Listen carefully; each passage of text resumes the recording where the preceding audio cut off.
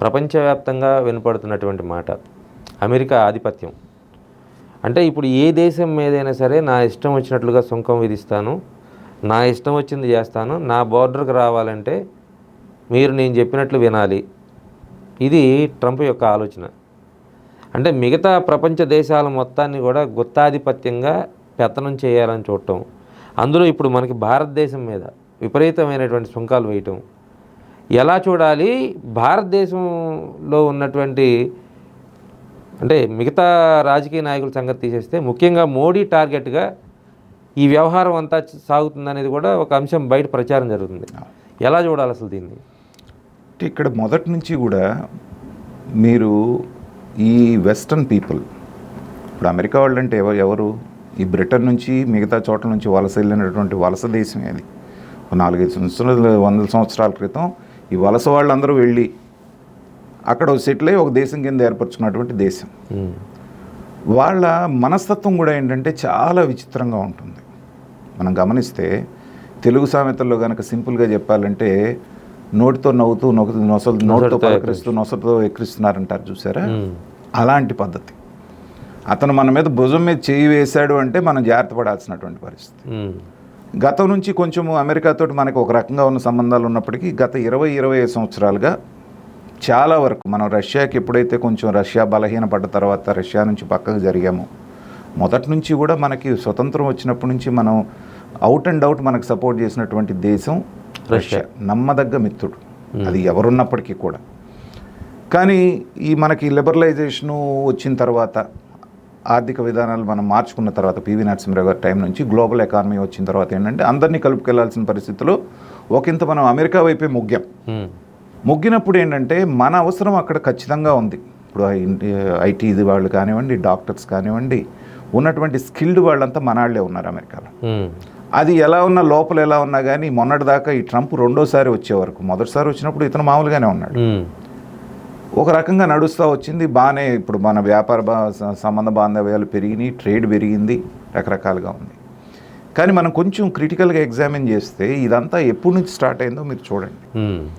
భారత్ అనేటువంటిది డెవలపింగ్ కంట్రీగానే ఉంది. సో మన మీదే ఆధారపడుతుంది, మనకంటే తక్కువగా ఉందనేటువంటి భావనలో అమెరికా మొన్నటిదాకా ఉంది. కానీ ఎప్పుడైతే మొన్న ఆపరేషన్ సింధూర్ జరిగిందో భారతదేశం యొక్క అసలైనటువంటి శక్తి ఎక్కడ ఉందనేటువంటిది వాళ్ళకి అర్థమైంది. మనం ఎంతగా బలపడ్డాం అనేది బయట ప్రపంచానికి తెలియకుండా మనం బలపడ్డాం. మిగతా యుద్ధాలన్నీ కనుక చూస్తే సద్దాం హుస్సేన్ని ఓడించడానికి వాళ్ళకి కొన్ని సంవత్సరాలు పట్టింది అమెరికా వాళ్ళకి. ఆఫ్ఘనిస్తాన్లో 3.5-4 సంవత్సరాలు యుద్ధాలు చేసినా కానీ ఆఫ్ఘనిస్తాన్ని ఏమి చేయలేక సగం మాత్రమే వాళ్ళు విజయం సాధించి వెనక్కి వెళ్ళిపోయారు. ఇరాన్ ఇరాక్ వారు అప్పట్లో ఎన్నాళ్ళు జరిగిందో మనం చూసాం. ఉక్రెయిన్ రష్యా వారు ఇప్పటికీ 3.5-4 సంవత్సరాలు జరిగిన ఒక కొలిక్కి రావట్లేదు. కానీ మన మీద ఒక దుందుడుగు చర్య చేసినందుకు, పెహల్గాం దాడి చేసినందుకు, వాళ్ళని ఎలాగ నాశనం చేశాము, వాళ్ళ ఆయుపట్టుల మీద ఎలా కొట్టాము, మూడో కంటే అడిగి తెలియకుండా వాళ్ళకు ఉన్నటువంటి ముఖ్యమైన స్థావరాలన్నీ ఎలా దెబ్బతీసామనేటువంటిది బ్రహ్మోస్ లాంటి మిసైల్స్ తోటి ప్రపంచం అంతా చూసి నివ్వెరపోయి ముక్కు మీద వేలేసుకుంది. ఆ కిరాణా హిల్స్ అనేటువంటిది ఏదైతే ఉందో అక్కడ ఉన్నటువంటి అణుబాంబులు ఏవైతే ఉన్నాయో దానికి సంబంధించినటువంటి ఇవి, అది అమెరికా వాళ్ళ పర్యవేక్షణలో ఉందనేటువంటిది ఇప్పుడు దాకా ప్రపంచానికి తెలియదు. మన వాళ్ళు దాన్ని ముఖద్వారం దాకా వెళ్ళి కొట్టొచ్చారు. అంటే ఒక రకంగా ఎలా చెప్పారంటే, ఒరే మా దయాదాక్షిణ్యాల మీద మీరు బతికున్నారు, మేము గనక నిజంగా వెళ్ళి అణుబాంబులు ఎక్కడ పెట్టారు అక్కడ వేసుంటే మీ దేశం మొత్తం నాశనం అయిపోయేది అనేది చెప్పకనే చెప్పొచ్చారు మన వాళ్ళు. అది అమెరికా వాడి కోపానికి కారణం. మీరు గమనించండి, అప్పటి నుంచే ఇవన్నీ మొదలైనవి. ఇమ్మీడియట్గా వాళ్ళు ఫోన్ చేయటం, సీజ్ ఫైర్ అనేటువంటిది చేయటం చేస్తూనే ఇక్కడే అమెరికా వాడి మనస్తత్వం తెలిసేది. వాడు కాళ్ళబేరానికి వచ్చాడు పాకిస్తాన్ ఆడు, రాకపోతే వీళ్ళకున్నటువంటి అణ్వాయుధాలకు వచ్చి ప్రమాదం పొంచుంది కాబట్టి వీళ్ళ కంట్రోల్లో ఉన్నటువంటిది మనతోటి వాళ్ళు రాజీకి వచ్చారు. ఇక్కడ రాజీకి వచ్చి మనల్ని ఒప్పించగానే వాడేం చెప్పాడు, నేను ఎలా ఒప్పించాను, మనం ట్రేడ్ చేసుకుందాం, లేకపోతే ట్రేడ్ నేను ఆపుతానని ఒక రకంగా నేను బ్లాక్మెయిల్ చేస్తే వాళ్ళు వచ్చారన్న భావన వచ్చేటట్టు మాట్లాడాడు. మన వాళ్ళు చెప్పారు అదేం లేదని. కానీ వాడు అదే పనిగా అదే అబద్ధాన్ని పదే ఎక్కడ పెట్టినా అదే మాట్లాడుతున్నాడు. మాట్లాడుతూ ఇంకో భయంకరమైన మాట అన్నాడు వాడు. అంటే మనకి ఇక్కడ జగన్మోహన్ రెడ్డి ఎలాగో అక్కడ ట్రంప్ అలాగ రెండోసారి వచ్చిన ట్రంప్. దానికి ఒక బేస్ కానీ మాట్లాడేదానికి ఒక డేటా కానీ ఏం ఉండదు. India and Russia are dead economies అన్నాడు. మనది డెడ్ ఎకానమీ అంటే దాదాపు 6.5-7% రేట్ తోటి మనం గ్రోత్ రేట్తో వెళ్తున్నాం. మనం 1% కూడా గ్రోత్ రేట్ లేనటువంటి అమెరికా మనకు చెప్పుద్ది మనది డెడ్ ఎకానమీ అని. అంటే ఏంటంటే ఏదో ఒక అబద్ధాలు చెప్పి అక్కస్ తీర్చుకోవాలి, శాంక్షన్స్ పెట్టాలి. ముందు 25% అన్నాడు, ఇంకోసారి 25% అన్నాడు, సుంకాలు అన్నారు. ఫస్ట్ వాళ్ళ రిప్రజెంటేటివ్ వచ్చుద్ది, దాన్ని ఏమంటుందంటే అది కాదు శాంక్షన్స్ అని మాట్లాడుద్ది ఆవిడ. సో ఇలాగేంటంటే కన్ఫ్యూజ్ చేసి చేయటం అనేటువంటిది ఇది పై వరకు కనపడుతున్నటువంటి మాట. కొంచెం లోతుగా డొనాల్డ్ ట్రంప్ రాబోయేటప్పుడు వచ్చిన తర్వాత మాట్లాడిన మాటలు ఏంటంటే భారతదేశంలో ప్రభుత్వాన్ని మార్చడానికి కొన్ని $1 మిలియన్ ఈ దేశం ఖర్చు పెట్టింది, ఇది ఎందుకు వృధా ఖర్చు అని ఒక సందర్భంగా మాట్లాడాడు. కొన్ని $1 మిలియన్ బైడెన్ ప్రభుత్వం ఇక్కడ ఉన్నటువంటి మోడీ గవర్నమెంట్ రాకుండా చేయటం కోసంగా ఖర్చు పెట్టారు, ఇది వృధా ఖర్చు కదా అని బైడెన్ మన ట్రంప్ వచ్చి రాగానే మాట్లాడాడు. తర్వాత ఇలా మారుతుందని తెలియదు కదా అతనికి. అంటే ఏంటంటే ఆ ప్రయత్నం గట్టిగా జరిగిందనేది మనకు అర్థమవుతుంది. భారతదేశ ప్రభుత్వాన్ని అస్థిరపరచడం కాదు, గత ప్రభుత్వం రాకుండా ఉండటం కోసం మార్చడానికి, అంటే మోడీని మార్చడానికి క్లియర్గా ఓపెన్గా మాట్లాడుకోవాలంటే వీళ్ళ దగ్గర ఏంటంటే డీప్ స్టేట్ కాన్స్పైరసీ అని ఒకటి ఉంటుంది అమెరికా వాడి దగ్గర ఎప్పుడు కూడా. వాళ్ళు ప్రపంచవ్యాప్తంగా కొంతమంది సిఐఏ అని ఉంటుంది వాళ్ళకి, మనకి సిబిఐ ఎట్లాగో వాళ్ళు ఏజెంట్స్ని పెట్టుకుంటారు. ఆ ఏజెంట్స్ ఏదో జేమ్స్ బాండ్స్ లాగా సూట్లు గీట్లు వేసుకొని ఉండరు. ఆ దేశంలో ఉన్నటువంటి రాజకీయ నాయకుల్ని వీళ్ళు హైర్ చేసుకుంటారు.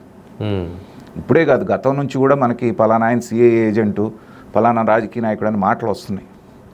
వచ్చినప్పుడు ఏంటంటే వాళ్ళకి నచ్చని ప్రభుత్వం ఏదన్నా ఉన్నది అంటే ఏంటంటే దాన్ని అస్థిరపరచడానికి ఎన్ని రకాలైనటువంటి దారులైనా తొక్కుతారు. దానికి లేటెస్ట్ ఉదాహరణ మొన్న బంగ్లాదేశ్లో జరిగినటువంటిది. ఆవిడని ఎలా అయితే దేశం నుంచి తరంగొట్టి ఒక కీలుబొమ్మ లాంటి వాడిని తీసుకొచ్చి ఎలా పెట్టుకున్నారు మన కళ్ళ ముందే కనిపించింది.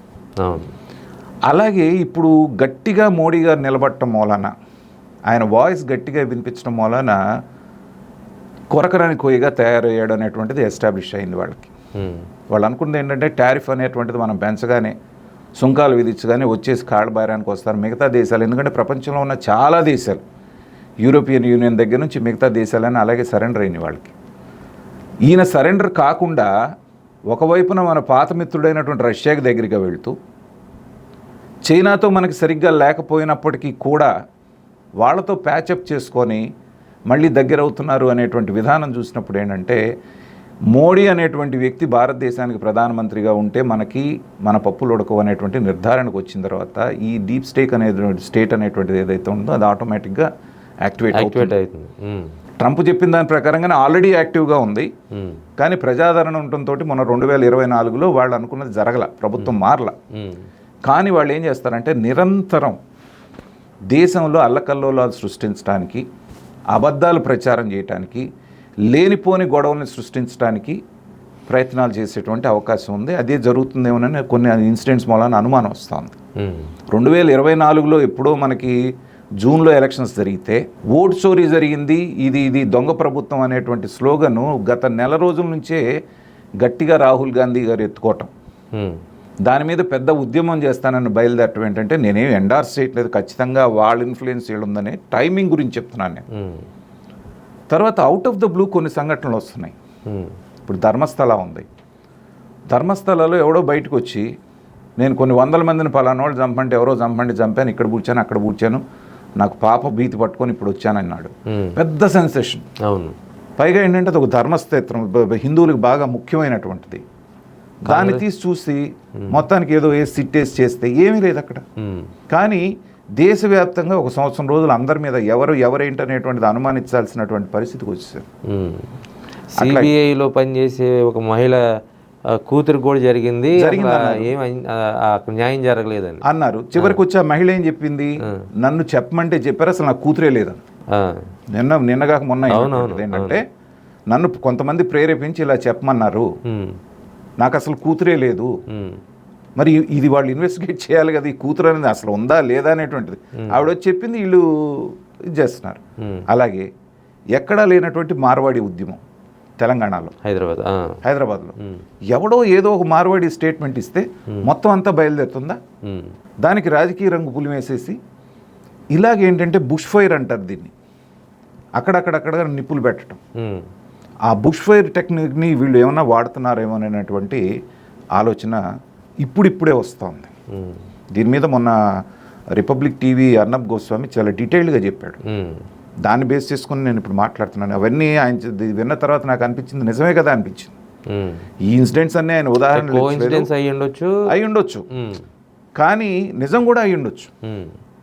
తర్వాత ఎందుకంటేనండి, ఒక 1000 కోట్లు బారేస్తే ఈ దేశం ఏంటి ఇంకేంటి ఏమైనా చేయడానికి సిద్ధంగా ఉన్న రాజకీయ నాయకులు మనకు బోల్డ్ మంది వచ్చారు, ఉన్నారు. దేశభక్తి లేదు, ఇంకోటి లేదు. ఆ మాటకు వస్తే మన రాష్ట్రంలోనే కొంతమంది నాయకులు ఉన్నారు, వాళ్ళకి డబ్బు ఉంటే ఏదైనా చేయగలుగుతారు. సో అలాంటి ప్రయోగాలు ఖచ్చితంగా ఆంధ్ర మీద కూడా ఏదో ఒక రూపంలో జరిగేటువంటి అవకాశం ఉంది అనేటువంటి అనుమానం నాకుంది. ఎందుకంటే రేపు మనం పెట్టుకున్నటువంటి 5 ట్రిలియన్ ఎకానమీ అనేటువంటిది ఒకటి పెట్టుకొని మనం వెళ్తున్నప్పుడు ఏంటంటే ఏపీ లాంటి స్టేట్ కంట్రిబ్యూషన్ అనేటువంటిది ఖచ్చితంగా కావాల్సి వస్తుంది.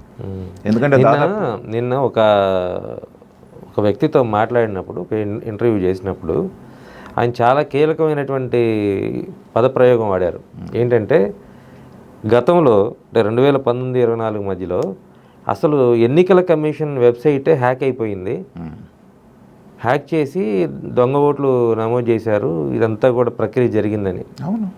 అంటే ఒక కుట్ర కోణం చేసేటప్పుడు వాళ్ళు ఒక నియోజకవర్గానికో ఒక ప్రాంతానికో ఆగట్లేదు, రాష్ట్ర వ్యాప్తంగా కానీ దేశవ్యాప్తంగా కానీ దాన్ని సమూలంగా ఒక నెట్వర్క్ని డెవలప్ చేస్తున్నారు. చేసినప్పుడు ఏంటంటే మనీకి ఎవరు ఈల్డ్ అవుతారు, పదవి కోసం ఎవరు ఈల్డ్ అవుతారు అనేటువంటి దాన్ని వాళ్ళు టెస్ట్ చేసుకుంటారు.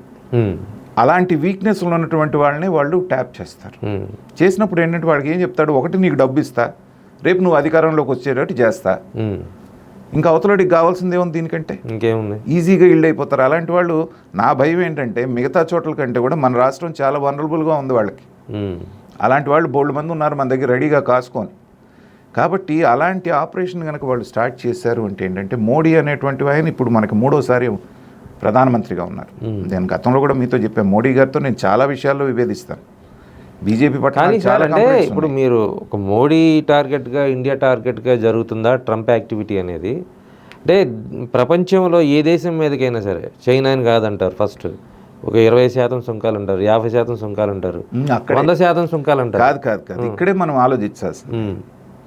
చైనా, రష్యా నుంచి ఇప్పుడు కూడా మనకంటే పెద్ద ఎత్తున, ఇప్పుడు కాదు మొదటి నుంచి కొంటా ఉంది. ఇప్పుడు మన జయశంకర్, మన ఫారెన్ మినిస్టర్ చెప్తుంది అదే కదా, మేము ఒక్కడమే కాదు కదయ్యా, నువ్వు కూడా బోల్డని ఇంపోర్ట్ చేసుకుంటున్నావు. ఇప్పుడు కూడా నీ ట్రేడ్ అనేది 20% ఇంక్రీజ్ అయింది నువ్వు వాళ్ళ మీద శాంక్షన్స్ పెట్టిన తర్వాత.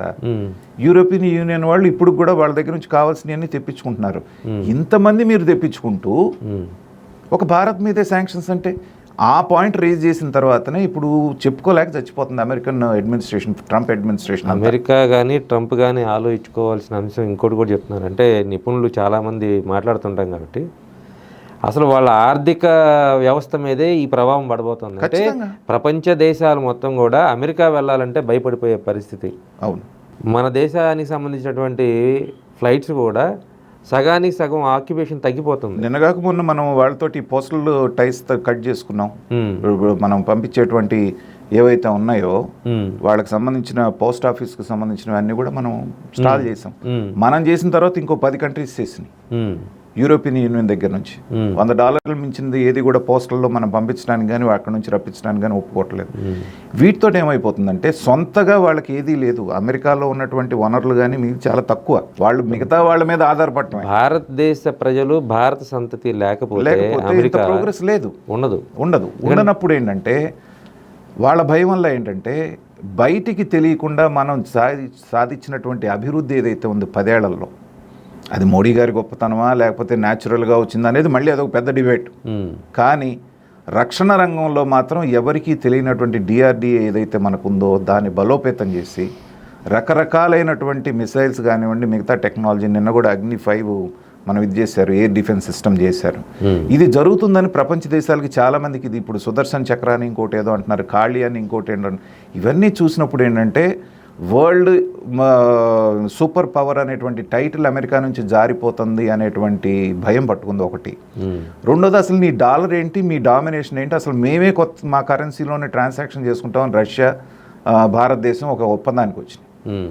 ఇదేమవుతుందంటే ఫ్యూచర్లో డాలర్ని ఛాలెంజ్ చేసి అసలు డాలర్ విలువను పడిపోయేటట్టు చేసేటువంటి ప్రమాదం ఉంది. కాబట్టి ప్రపంచ దేశాల్లో నాకు థ్రెట్ ఏదన్నా ఉందంటే చైనా కాదు భారత్ అని రియలైజ్ అయ్యాడు. కాబట్టి మొన్న ఆపరేషన్ సింధు నుంచి అది మొదలైంది. అప్పటిదాకా మనకేదో ఫ్రెండ్లీ దీంట్లో ఉన్నారు కదా, మోడీ వచ్చి మోడీ హోడీ అన్నారు, ఏదో చాలా ఇవి జరిగినాయి కదా వీళ్ళిద్దరి మధ్యలో, చాలా డ్రామా జరిగింది కదా. ఎప్పుడైతే ఇది రియలైజ్ అయ్యారో సూపర్ పవర్గా ఇది ఎస్టాబ్లిష్ అవుతుందని అక్కడి నుంచి అసూయ అనేటువంటిది మొదలైంది. కాబట్టి భారతదేశం ఇప్పటి నుంచే చాలా అప్రమత్తంగా ఉండాలి. మనకు కులాల వారీగా, మతాల వారీగా, ప్రాంతాల వారీగా చిచ్చు పెట్టేటువంటి అవకాశాలు చాలా కనపడుతున్నాయి. కాబట్టి రాజకీయ నాయకులు కనీసం వాళ్ళకు ఉన్నటువంటి ఈ విభేదాలను పక్కన పెట్టి దేశం యునైటెడ్గా ఉండటానికి పనిచేయాలి. కానీ ఏమాత్రం వాళ్ళకి ఈల్డ్ అయ్యి రాజకీయ నాయకులు అయితే మాత్రం ఇంత ప్రోగ్రెస్ కూడా ఇబ్బంది పడే పరిస్థితి ఉంది. కాబట్టి ప్రజలు రాజకీయ నాయకులు అప్రమత్తంగా ఉండాలనేది నా సూచన. Okay sir.